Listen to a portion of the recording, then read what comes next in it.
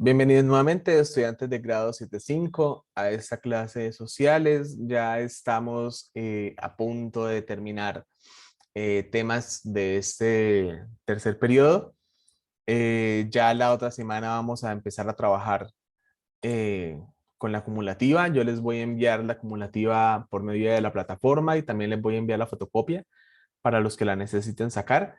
Y les recuerdo que yo les envío la acumulativa y ustedes me tienen que enviar solamente las respuestas en el cuadrito de respuestas con el nombre debidamente colocado allí eh, y el curso, ¿sí? Nombre y curso, porque pues obviamente a veces me envían las respuestas sin nombre y no puedo calificarles. Buenas tardes. Buenas tardes. Entonces, pues nada, el último tema que estuvimos abordando en la segunda guía fue el tema del Renacimiento, como lo veíamos con los chicos que están en presencialidad la última vez.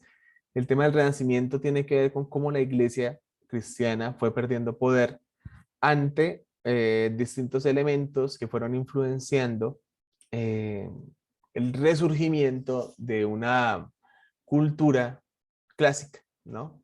Neoclásica o renacimiento como una forma de acercarse a esa antigua cultura y que ahorita empieza nuevamente a primar sobre todo en Italia, ¿sí? Y tuvo el nombre del 480, ¿sí? El Renacimiento se conoció como el 480. Entonces, pues bueno, hoy vamos a hablar un poco del tema y para eso les tengo un video sobre el Renacimiento para afinar de pronto algunos temas que no hayan sido comprendidos totalmente en la guía. ¿Listo? Entonces voy a compartir pantalla en este momento.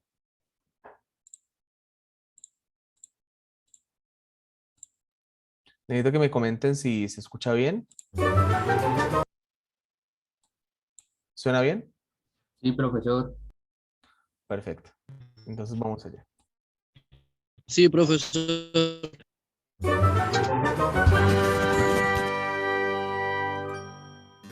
En torno a 1400, en la ciudad de Florencia, un grupo de artistas decidió recuperar las formas artísticas del Imperio Romano. Esa recuperación se fue expandiendo por toda Italia a lo largo del siglo XV, para de ahí saltar al resto de Europa occidental ya en el siglo XVI. En 1550, Vasari acuñó un término para referirse a esa recuperación del mundo clásico, un término que adquiriría todo su peso con los historiadores del siglo XIX. El Renacimiento. Pero para entender el Renacimiento, hemos de arrancar unos siglos antes de 1400 y alejarnos de Florencia. A partir del siglo XI, Europa occidental volvía a expandirse.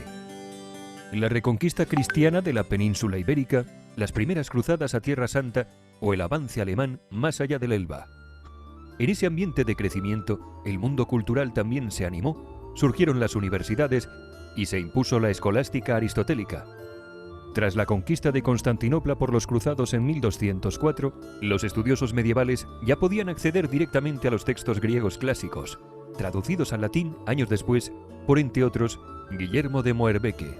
A la par, se desarrolló una literatura en lenguas romances, portugués, español, francés, italiano, donde había cabida para todo tipo de géneros, historias clásicas como la del libro de Alexandre sobre Alejandro Magno, de mediados del siglo XII, ensayos científicos como el Tacuinum Sanitatis, manual médico popular desde mediados del siglo XIII, o relatos en los que se ensalzaban las glorias políticas del momento o se criticaban las costumbres más mundanas, como ocurría en los libros del arcipreste de Hita, o de Petrarca, ya a comienzos del siglo XIV. Algunos reyes se rodearon de eruditos y ellos mismos se lanzaron a escribir, como Alfonso X de Castilla, llamado el Sabio a mediados del siglo XIII, o Carlos V de Francia, otro rey sabio ya a mediados del siglo XIV. En el terreno de las artes plásticas, se fue abandonando el esquematismo de la Alta Edad Media, de raíz bizantina, por un arte más realista, un realismo que se logró antes en la escultura.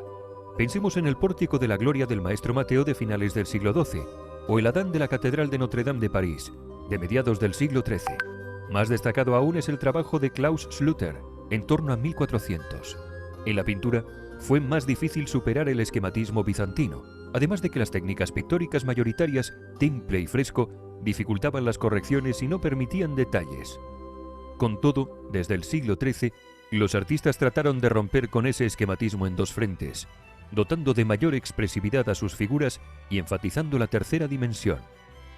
Como en el caso de la escultura, esa revolución pictórica se vio en diferentes lugares de Europa occidental, como podemos ver en la obra de Sánchez de Segovia en la Catedral Vieja de Salamanca a mediados del siglo XIII. Pero para la conquista de la tercera dimensión son claves los trabajos del florentino Giotto, alrededor de 1300, cuya influencia se extenderá por doquier. El modelo de Giotto evolucionó a partir del siglo XV por dos vías. Por un lado, los estudios sobre perspectiva iniciados por Brunelleschi. Por otro, la difusión de la técnica al óleo a partir de los maestros flamencos, que permitía un grado de detalle desconocido hasta la época. La revolución en la escultura y la pintura también llegó a la arquitectura, donde se impuso el gótico con una serie de soluciones y avances técnicos que facilitaron la arquitectura florentina de comienzos del XV. Por lo tanto, es importante entender que para 1400, la alta cultura de la Europa occidental, siendo claramente cristiana, conocía el mundo clásico, sobre todo el aristotélico. En sus cortes, los eruditos utilizaban por igual el latín que las lenguas romances, y se había apostado ya por el realismo y la expresividad en las artes plásticas.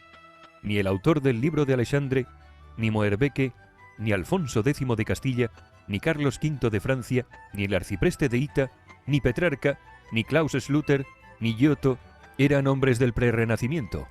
Fueron gentes de su tiempo que respondieron a las querencias de sus contemporáneos que querían ver el cristianismo a través de los ojos de Aristóteles y de una plástica realista y expresiva. Lo que va a ocurrir en Florencia a partir de 1400, por tanto, no es el descubrimiento del mundo grecolatino, ni de un cierto realismo plástico, ni una arquitectura más refinada técnicamente. Lo que va a ocurrir en Florencia a partir de 1400 es que decidieron reinventarse el Imperio Romano como una insignia propia. Durante los siglos previos a 1400, Florencia se encontraba en la ruta que regularmente los emperadores alemanes tomaban para hacerse coronar en Roma. La situación era tal que en la propia Florencia se generaron dos bandos enfrentados, los gibelinos, favorables al emperador, y los güelfos, más cercanos al papa. Pero en 1400, Florencia disfrutaba de una gran autonomía. Tras la crisis de la peste negra, la industria textil y sobre todo la banca florentina dominaban el mercado europeo. En el imperio, varios candidatos pugnaban por el trono y algo parecido ocurría en el papado, donde hasta 3 pretendientes reclamaban la cátedra de San Pedro. La oligarquía florentina hizo crecer los dominios de la ciudad extendiéndose desde la vertiente oriental de los Apeninos tras la ocupación de Castrocaro en 1403 hasta las costas del Tirreno, con la toma de Pisa en 1406. Es entonces cuando apostaron por construir una imagen propia vinculada al Imperio Romano y diferenciada de los bárbaros alemanes. En 1401, Ghiberti ganó el concurso para las puertas del baptisterio de la Catedral de Florencia. En su propuesta para el sacrificio de Isaac, muestra un Isaac claramente clásico, frente a las figuras más planas de sus rivales. Entre ellos, Brunelleschi, quien en 1420 se toma la revancha al ganar a Ghiberti la construcción de la cúpula mayor de la catedral. Curiosamente, la solución presentada por Brunelleschi, un cimborrio de planta octogonal con nervaduras ojivales, aún bebe de la tradición gótica. Pero un año antes, en 1419, Brunelleschi ya se había lanzado a recuperar las formas de la arquitectura clásica romana. En la logia del Hospital de los Inocentes encontramos una sucesión de arcos de medio punto sobre columnas corintias, un diseño que habría de ser copiado numerosas veces a partir de ese momento y durante varios siglos. Lo singular es que esta solución de un corredor de arquería sobre columnas fue muy pocas veces empleado en el Imperio Romano. El propio Brunelleschi también puso en marcha la recuperación de la pintura romana con la invención de la perspectiva cónica, que daba solución al problema de la tercera dimensión, aunque se tardó un largo siglo en consolidar esa solución. Curiosamente, cuando se descubrieron pinturas romanas originales en Pompeya, en el siglo XVIII, se pudo ver que la propuesta de Brunelleschi no era nada clásica, sino algo exclusivo de la Europa occidental a partir del siglo XV. Es decir, el Renacimiento florentino, que pretendía recuperar el Imperio Romano como seña de identidad frente a ese otro imperio, bárbaro de más allá de los Alpes, lo que realmente hizo fue reinventarse, al menos en la pintura y la arquitectura, ese Imperio Romano. Junto a Brunelleschi, en este primer momento destacan las figuras de Donatello en escultura y Masaccio en pintura. A partir de 1434, el gobierno de Florencia quedó en manos de Cosme I el Viejo, patriarca de la familia Medici. En esa corte de los Medici van surgiendo una nueva generación de artistas que ya habían asumido el repertorio clásico. Así, arquitectos como Michelozzo o pintores como Fra Angelico o Piero della Francesca. Con todo, aún era una fase de experimentación y si bien en la plástica los espacios arquitectónicos dibujados iban ganando la tercera dimensión, los personajes aún se mostraban muy planos. En esta segunda generación encontramos a León Battista Alberti, quien inició la tradición de los tratados de arte con la elaboración de 3 ensayos sobre pintura, escultura y arquitectura. Alberti recuperó así la idea planteada por Vitruvio, arquitecto romano del siglo I a.C., quien había escrito su propio tratado, un trabajo ya conocido en época medieval, pero que en el Renacimiento florentino se convirtió en libro de cabecera de los arquitectos que reclamaban el mundo clásico. El problema de Vitruvio, como el de Alberti y el de muchos tratadistas que vendrían después, es que trataron de encorsetar el arte clásico en unas fórmulas cerradas, algo que resultaba totalmente contradictorio con la libertad creativa de los romanos de la antigüedad. Este empeño por el mundo clásico no ha de hacernos olvidar que en la Italia de mediados del siglo XV aún había figuras destacadas que seguían dentro de la tradición medieval, como Giovanni di Paolo o Benedetto Bonfigli. Lo mismo ocurría con el arte que estaba llegando desde los Países Bajos. Esa búsqueda del realismo que había sido una constante en la plástica de la Europa occidental desde el siglo XII había creado en Flandes una escuela propia gracias al desarrollo de la pintura al óleo, una técnica que permitía un grado de detalle excepcional. Ese detallismo fue la marca distintiva de los pintores flamencos del siglo XV, como Van Eyck o Van der Weyden, y perduró hasta el siglo XVI, como puede verse en el Bosco. De ahí que, pese a que estos artistas flamencos suelen ser calificados de renacentistas, es una afirmación errónea, más allá de influencias concretas entre dichos flamencos y los artistas toscanos. Alrededor de 1450, los condottieri, jefes mercenarios de las tropas que habían participado en la guerra de Lombardía, trataron de establecer cada uno su propia corte emulando la de los Medici en Florencia. Es decir, aspiraban a ser príncipes autoritarios que vinculaban su autoridad y prestigio con el viejo imperio romano. Fue el caso de Segismundo Malatesta, señor de Rimini, donde acudió a trabajar Alberti, o Federico de Montefeltro, duque de Urbino, que contó con los servicios de Piero della Francesca, o la familia Gonzaga en Mantua, donde trabajó Mantegna, y por supuesto, fue el Milán de los Sforza, que trató de rivalizar en prestigio con la corte de los Medici en Florencia, donde en 1469 gobernaba Lorenzo el Magnífico, nieto de Cosme el Viejo. Con Lorenzo el Magnífico, la obra cultural de los Medici llegó a su cumbre.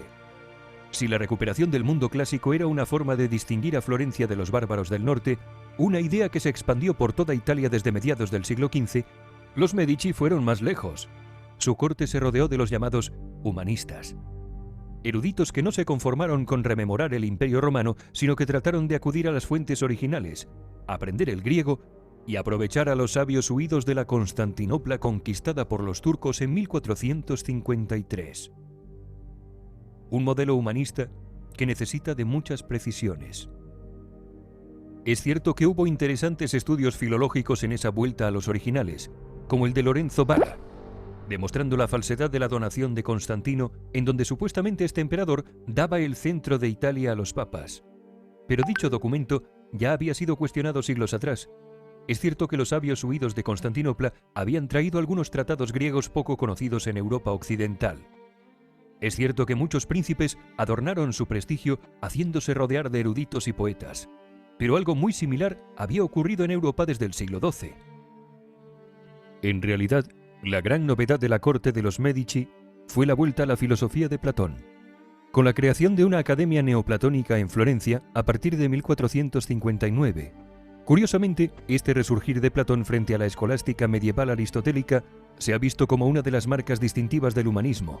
Decimos curiosamente porque si algo caracterizó a Platón fue la desconfianza hacia los seres humanos, recomendando un gobierno tiránico donde el tirano se apoyara sobre un grupo de sabios. En definitiva, el modelo de los Medici y de las otras cortes italianas del siglo XV.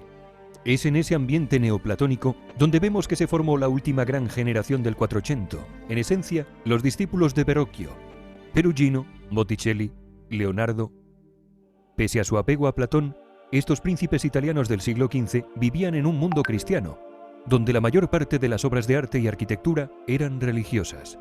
Es cierto que también hubo arquitectura civil, cuadros de batallas o mitológicos, pero que el arte cristiano fuera el dominante es otra prueba de que lo que hicieron los artistas del Quattrocento italiano fue reinventarse el Imperio Romano, creando una pintura que no existió en aquellos tiempos, diseñando una arquitectura con soluciones formales que los romanos no contemplaron y dedicando la mayor parte de estas obras a una religión, la cristiana, que solo fue oficial al final del Imperio Romano. Sin embargo, no fue suficiente. Los Medici fueron expulsados de Florencia en 1492, y el monje dominico Savonarola logró imponer su dictadura religiosa. Milán tomó el relevo de Florencia y a la corte de Ludovico Sforza acudieron artistas desde toda Italia, como Bramante o Leonardo. Pero los Sforza se rindieron ante los franceses en 1499. De nuevo, los bárbaros asaltaban Italia. Fue entonces cuando los papas decidieron convertirse en la cabeza visible de Italia, armando sus propias tropas, aspirando a unificar la península y apostando claramente por el Renacimiento como seña distintiva frente a aquellos llegados de allende los Alpes. Pero esa historia desborda los límites del Quattrocento.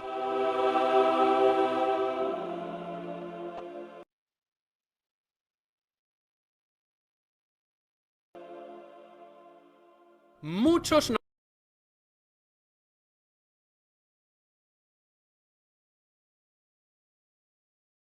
Bueno, entonces acá hay hay un rastreo bastante extenso de cómo se desarrolló en 1400 en Italia, especialmente en Florencia, todo lo que tiene que ver con el Renacimiento y cómo fue cambiando esa sociedad medieval a un nuevo enfoque, a una nueva sociedad regida por distintos valores.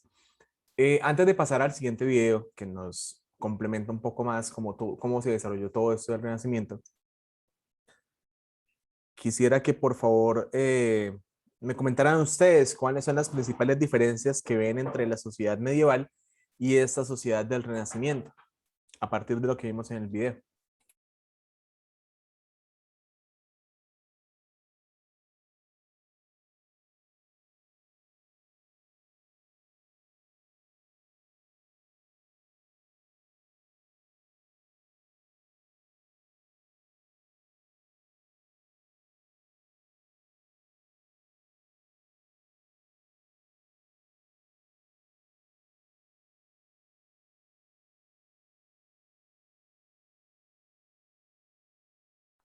¿Nadie? De las características que ven en la Edad Media, ¿cuáles parecen haberse cambiado por otras? ¿Cuáles parecen haberse transformado en esta época que llamamos el Renacimiento? Las culturas, ¿Cómo? profesor, las artes de Las pintura, pinturas, la economía ha cambiado también mucho. ¿Cómo cambia la economía? O sea, profundicemos un poco. ¿Cómo se da este cambio en la economía? Cambia, hay más, ¿cómo le explico?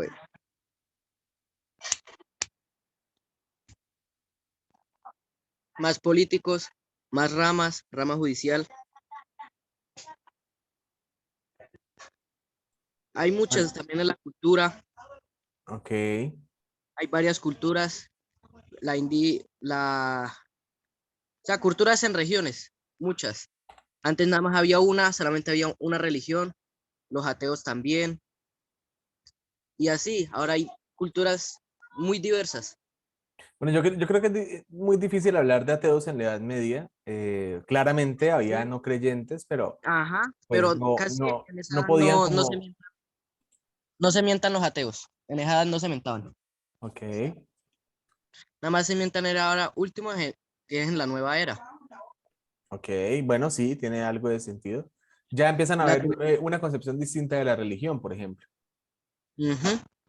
La tecnología, ¿Qué tecnología cambió, según lo que ustedes han visto? los teléfonos, No, pero, las eso máquinas de vapor, pero eso es mucho los después. carros. Espere. la No se me nueva adelante. pintura, Estamos hablando del año de la- 1400. Por eso. Los teléfonos aparecen en el siglo XX. El La Ujú. cigarro aparece en el arquitectura, la siglo manera, la XIX. pintura, En esa edad profesor. existían lo que era el papel y el lapicero, que era como ellos se comunicaban, ¿no? Bueno, no tanto lapicero, sino tinta. Ellos escribían con Ajá, tinta. tinta. Ujú. Pero entonces ya se pasa el pergamino y la tinta para escribir, para hacer a mano las copias de los libros a la imprenta, ¿no? Con la imprenta se puede facilitar muchísimo pues el proceso de publicar, ¿no? Y eso lleva a que las personas puedan acceder más fácilmente al conocimiento. Ok. Mm, Vamos a mirar otro video que explica un poco cómo se da la segunda parte de lo que es el Renacimiento. Ok. Y a partir de ahí, pues quizás tengamos una idea un poco más completa sobre cómo fue este desarrollo. Voy a compartir la pantalla.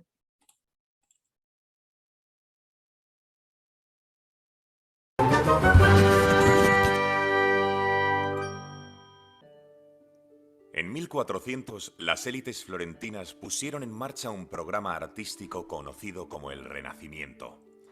El objetivo era diferenciarse de los bárbaros del norte, esencialmente los alemanes del Sacro Imperio, apelando a su pasado romano. Desde mediados del siglo XV, las formas renacentistas florentinas se vieron enriquecidas, gracias a los sabios griegos llegados de Constantinopla, por la filosofía platónica, surgiendo una corte neoplatónica en torno a la familia Medici. El modelo al que se aspiraba era el gobierno del buen tirano rodeado de eruditos. En el arte se reinventó el Imperio Romano, generando una plástica y una arquitectura que, teniendo claras reminiscencias romanas, eran esencialmente una creación del siglo XV. El modelo florentino fue imitado por las otras cortes italianas creadas por los condottieri, señores de la guerra que buscaban asemejarse a los Medici. El objetivo ya no era solo distinguirse de los bárbaros del norte, sino crear una construcción política, una Italia unida bajo el mando de un solo señor, que pudiera enfrentarse a esos bárbaros. A finales del siglo XV, Italia volvió a convertirse en el escenario del enfrentamiento de los ejércitos de más allá de los Alpes, esencialmente los franceses y las tropas de Fernando el Católico, y más tarde su nieto, el emperador Carlos V. Estas guerras por Italia de franceses, hispanos e imperiales acabaron con las ambiciones de los príncipes italianos. Sin embargo, la idea de crear un centro político que unificara Italia, apelando a sus raíces romanas y oponiéndose a los ejércitos foráneos, fue retomada por los papas de Roma, una iniciativa que quedaría claramente explicada en la obra de Nicolás Maquiavelo, El Príncipe, que no solo es un tratado sobre el buen gobernante, sino una larga reflexión sobre el empeño puesto por la corte papal en liderar Italia.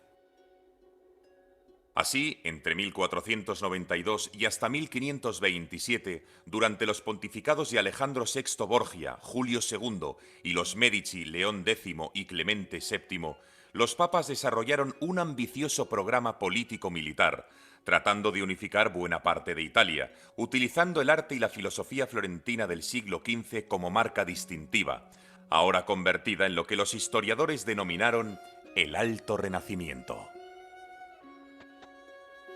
El papado, que había disfrutado de una autoridad notable en la Europa de la plena Edad Media, había vivido una larga crisis a lo largo de los siglos XIV y XV.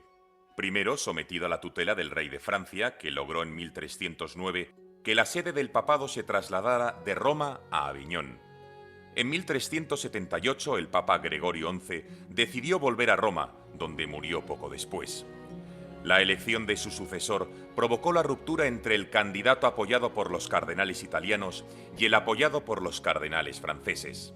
Se produjo así el gran cisma de Occidente, que se prolongaría hasta 1417, cuando en el Concilio de Constanza se eligió a un papa único, Martín V.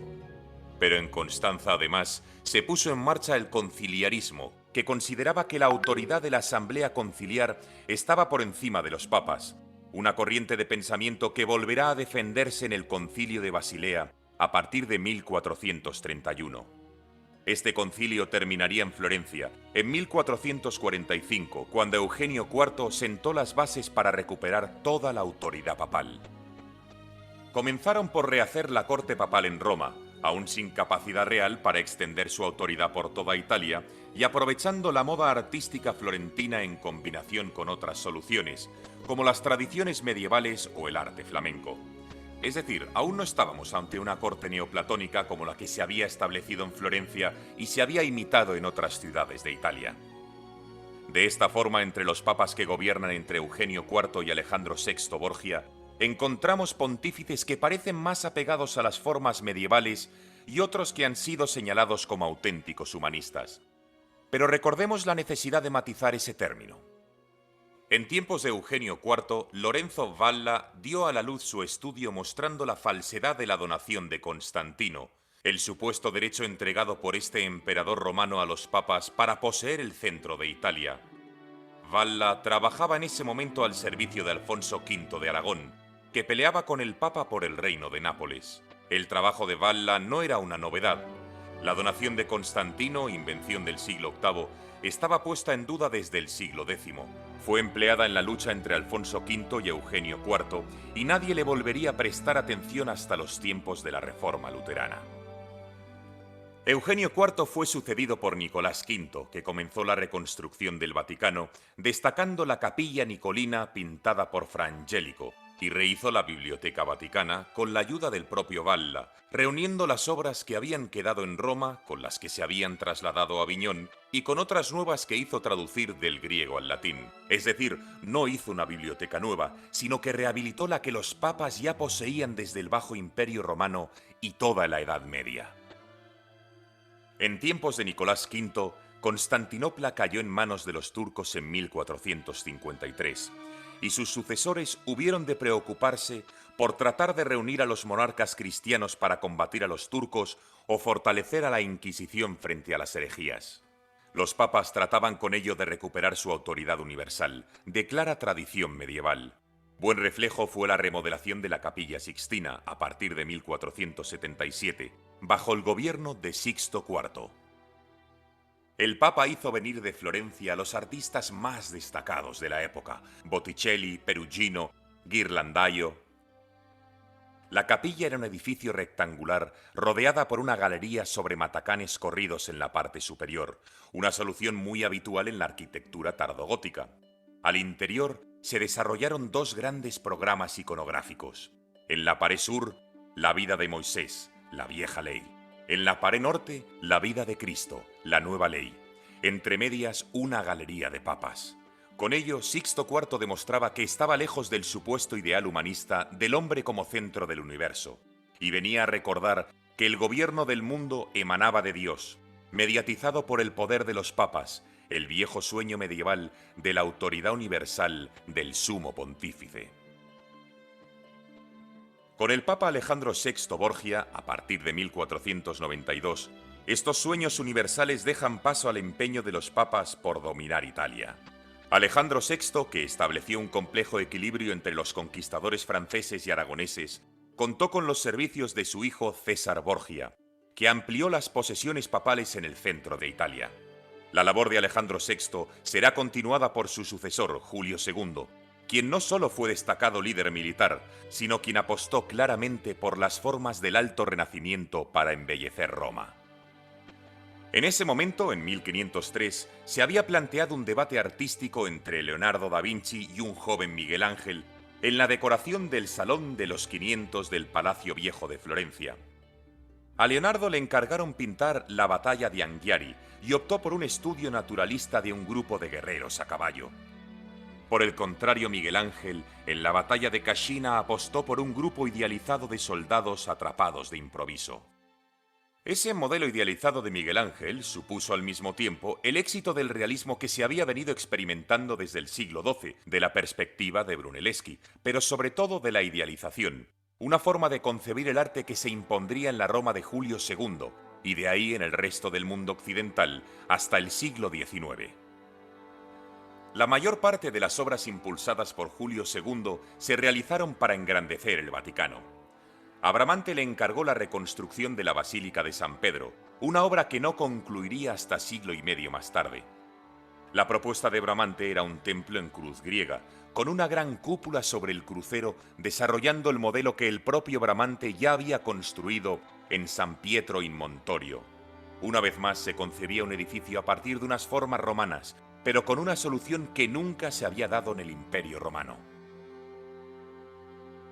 Bajo la cúpula de Bramante se habría de colocar la tumba de Julio II realizada por Miguel Ángel, que nunca se concluyó ni se instaló en San Pedro, pero de la que quedan algunas esculturas como el Moisés.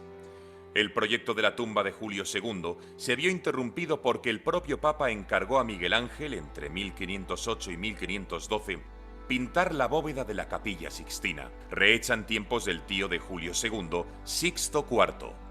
La primitiva bóveda era un cielo estrellado con un fondo azul, de clara tradición paleocristiana. La nueva, pintada por Miguel Ángel, estaba claramente vinculada a las propuestas iconográficas florentinas. En su mayoría son historias del Antiguo Testamento, entre las que se insertan los ignudi, símbolos a medio camino entre los ángeles cristianos y los amores clásicos, los profetas bíblicos y las sibilas paganas.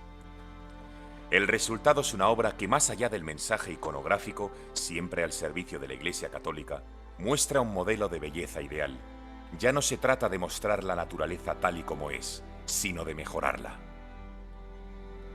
Mientras tanto, también desde 1508, Rafael Sanzio era el encargado de decorar las estancias vaticanas, una serie de 4 habitaciones del Palacio Apostólico donde Julio II realizaba sus labores administrativas.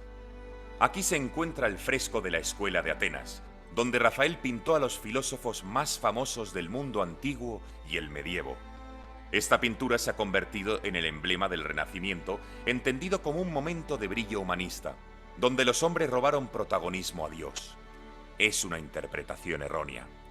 En la estancia de la Escuela de Atenas hay otros 4 grandes frescos que recuerdan todas las otras virtudes de la Iglesia: la creatividad, la justicia y sobre todo la teología con su poder salvífico. Además, hemos de recordar las otras 3 estancias que siguen cantando las glorias de la Iglesia y sobre todo de los papas como hacedores de milagros, caudillos victoriosos, guías de los emperadores